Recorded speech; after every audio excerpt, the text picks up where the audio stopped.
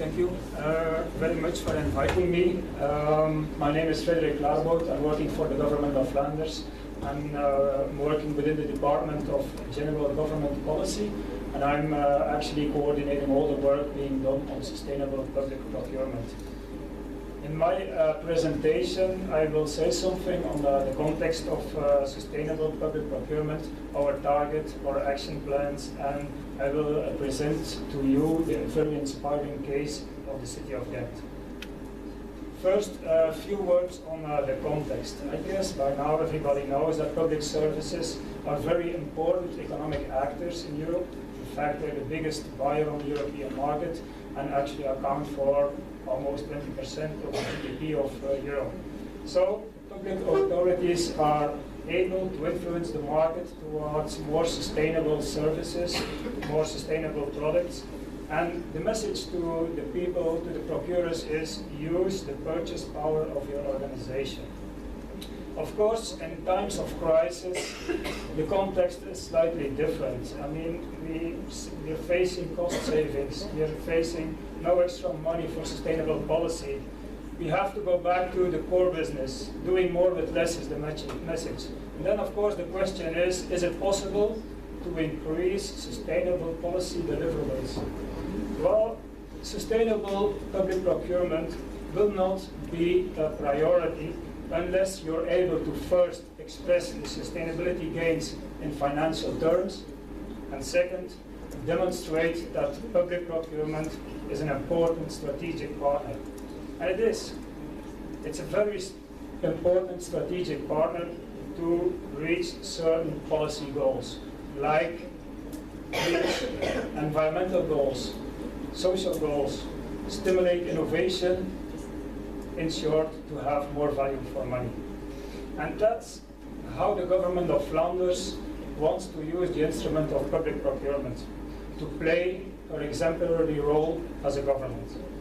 The government of Flanders announced in 2009 the ambition to have 100% sustainable public procurement by 2020.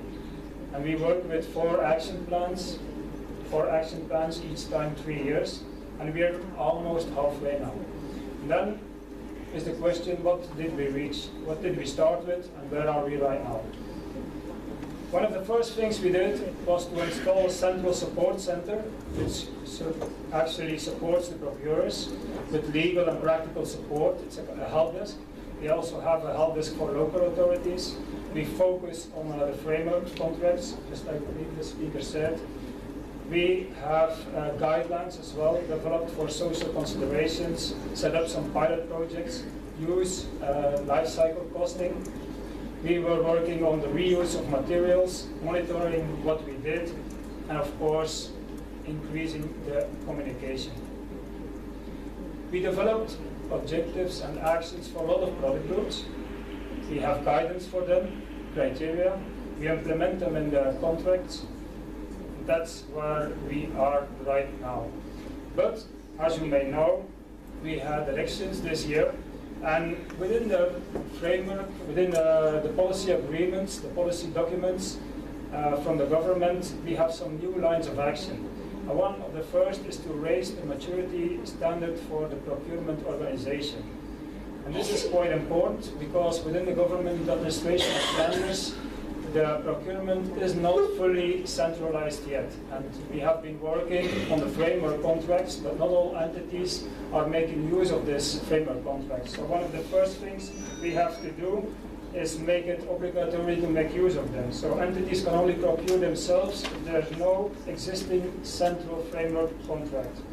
And the aim is, of course, if all procurement is centralized, then we can buy bigger volumes.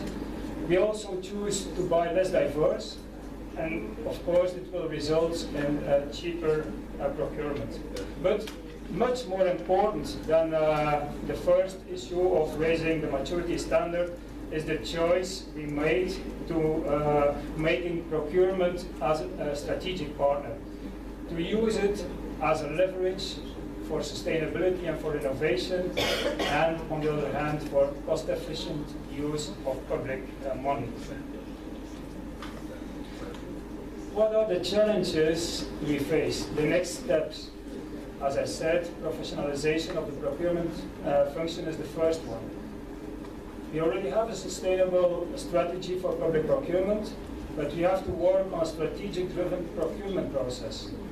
We have to start with category management and set priorities according to strategic impact. Actually, you have to go for the coconuts, not for the peanuts. Peanuts are for monkeys. So choose your priorities. Rethink the procurement needs. Start with LCC, life cycle costing of total cost of ownership. If you don't use it yet, you should. Start with circular procurement. I will go into detail later on, give you some examples on that. Engage your customers and suppliers. Measure your impact and train the procurement professionals. We already start with some of these challenges, but we have to do much more to reach our target within 5 years. First one, very important, rethink the procurement needs. What do we really need to buy? Do we know it? We have to make an analysis of the need of the internal customer. I give you an example of the city of Ghent. Normally, you, as a procurer, you get a question, well, I want a new car. Business as usual is, well, let's buy a car. This is the need. If you think on it from a green public procurement point of view, then you say, well, you may buy a green car. But actually what we really have to do is to look at the need. And from a smart public procurement point of view, what is the need? It's not a car. It's a mobility solution from point A to point B. And if it's a car, then you can consider buying a green car. But there are other possibilities as well. And if you have a real close look at the needs, then maybe you can have a total sustainable solution with cars, green cars, buses, public transport solutions, bicycles, and so on. A big challenge, and I don't understand why it's not used within all public administration, is the use of total cost of ownership. I mean, a lot of criteria. It shouldn't be the case. I mean, at least you should look at the total cost of owning and operating an asset over its expected period of use. You will gain a lot of profit by looking by that, and it's more sustainable. I won't go into detail on life cycle costing, but I want to give you an out-of-the-box example of the Netherlands. Think circular. The government of the Netherlands used to pay €1 million for the disposal of confidential documents. Now, what's the substance of these documents? It's just white paper. 100% clean white paper. So actually, it is a raw material for having new paper. So what did they do? Instead of asking a demand for disposal of these confidential documents, they offered this amount of paper to the market. And they said, well, when we're buying new paper, you have to make use, reuse the documents, the confidential documents for the production of this paper, with, of course, a guarantee of confidentiality. So, instead of a cost of €1 million yearly, the government of the Netherlands received €500,000 for this raw material white paper, meaning a net profit of €1.5 million a year. That's thinking out of the box. Another example is company clothing. A lot of the uniforms after use are destroyed. So, government of the Netherlands, from their circular way of thinking, thought, well, let's decide that these uniforms may no longer be burned, but you have to make use of fiberization. They did it last year. This year they are looking for the best destination for these fibers. And from next year on, they will offer these fibers within their demand for new clothes. Think circular, less waste, more sustainable, and cheaper. And then I will tell you the way the city of Ghent is approaching sustainable public procurement. They're putting procurement at the heart of strategic decision making, and it's a success story. If you want to convince the political level to go along with sustainable public procurement, then you need a master plan. You have to use your volume of your spend very strategically.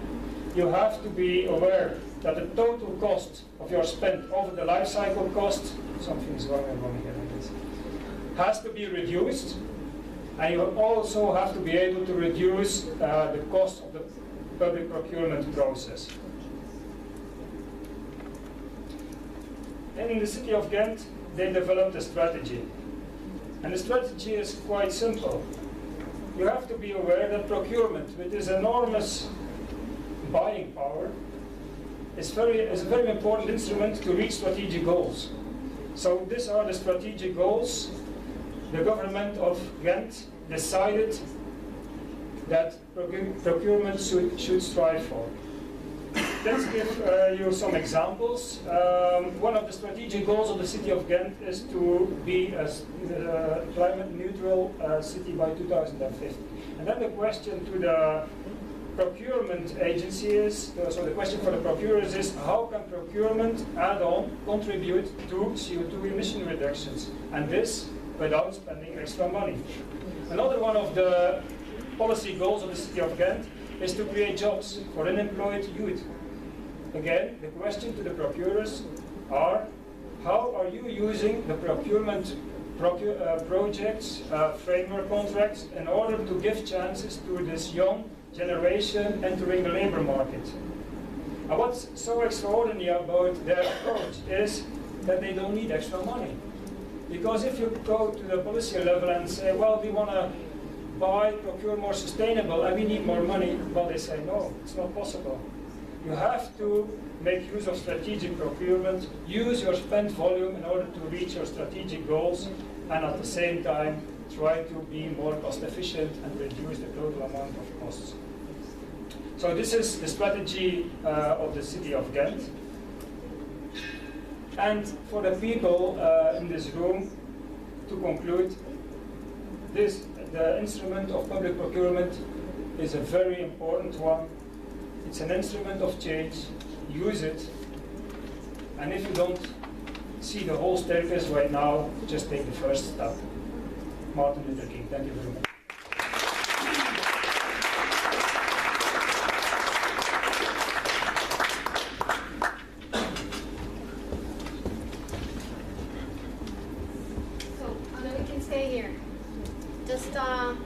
Just before lunch, because the working morning is over now. There's a workshop in and you're all invited, but the conference in itself is finished. I would like to thank the speakers, all the speakers, for a very inspiring contribution to this final conference. But I would particularly like to thank COGITA partners for being committed, cooperative, effective, professional, and for not being and for being friends for these 3 years, and so for the good job and a good after hours networking as well. So thank you very much. We have still some work to do, but this is just to say that I do hope that we will continue working together in the future. Thank you very much.